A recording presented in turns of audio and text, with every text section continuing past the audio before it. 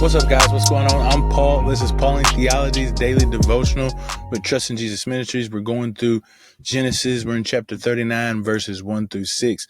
We're back on the story of Joseph, and hope you guys are enjoying going through Genesis, man. It's been quite a journey, and we are actually on the last bit of Genesis. These are the last chapters as we talk about Joseph, and then we'll finish off with the blessings of the patriarch. So if you haven't checked it out, man, go ahead and read 39, 1 through 6, Genesis 39, 1 through 6, and let's get this show started, man.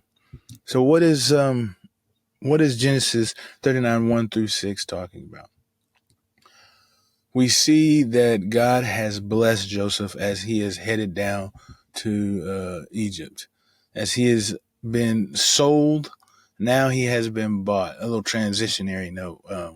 We went from being sold, his brother's part, and then now we're talking about being bought, his life in Egypt.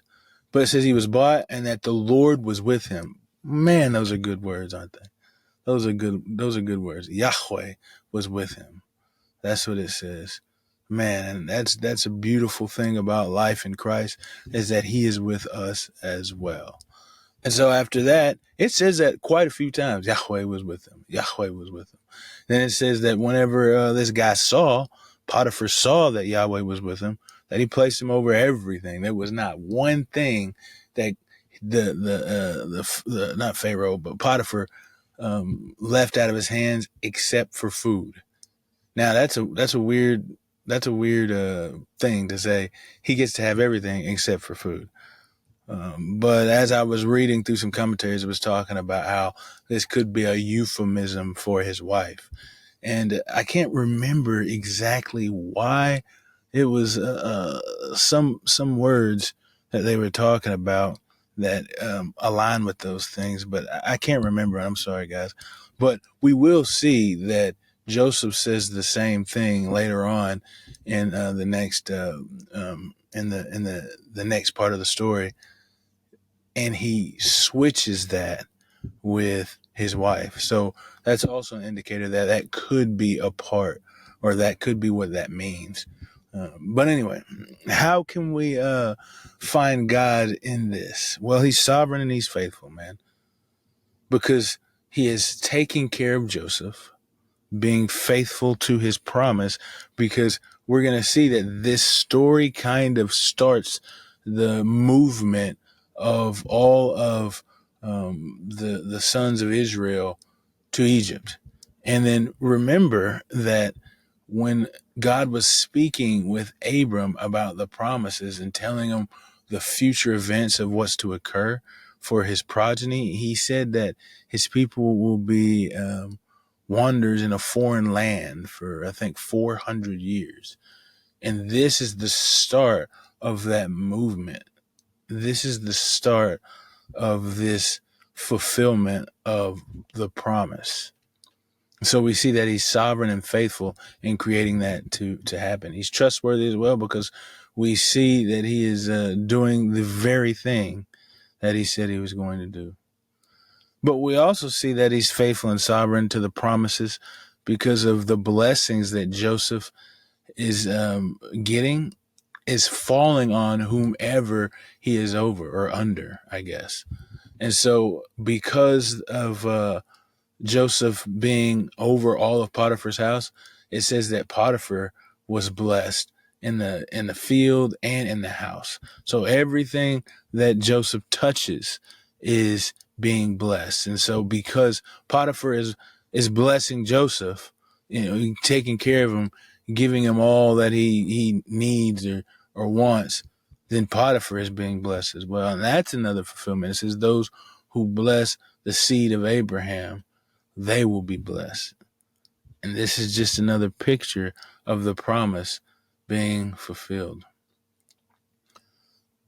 Joseph kind of like the Midas man. Everything he touches turning to gold. What's being said about man here is that those who bless the family, those who bless the seed, will be blessed. That's a principle that is carried throughout this. The promise of God fulfilling all that he said, well, this is one of those things. And so if we as human beings will bless And this blessing is the seed, which is Jesus, which we find Paul talking about. He said that seed is Jesus. That seed that will bless the nations, that is Jesus. And so if we bless Jesus, if we align our lives with Jesus, if we trust in his promises, then we will be blessed as well. We can bless ourselves by blessing him. Basically, that is it for mankind, for human beings, is that we should be blessing God as he blesses us in return. But also integrity is important, man. We're gonna see that Joseph is gonna be put to the test, but it is because of the promises that God has placed on him that he's able to receive these blessings, man. Discipleship is important. Discipleship is important because we're going to see in the next episode or the next part of the story how important it is. So how do we apply these truths to our lives? Well, I think it's important for us to recognize this faithfulness of God, this trust in who he is, and then recognize that those who bless him, he will bless. Believe it. Believe it. Start blessing the King now. If you ain't blessing Jesus, go ahead and bless him. Bend the knee. Kiss the ring. Because he is infinitely worthy.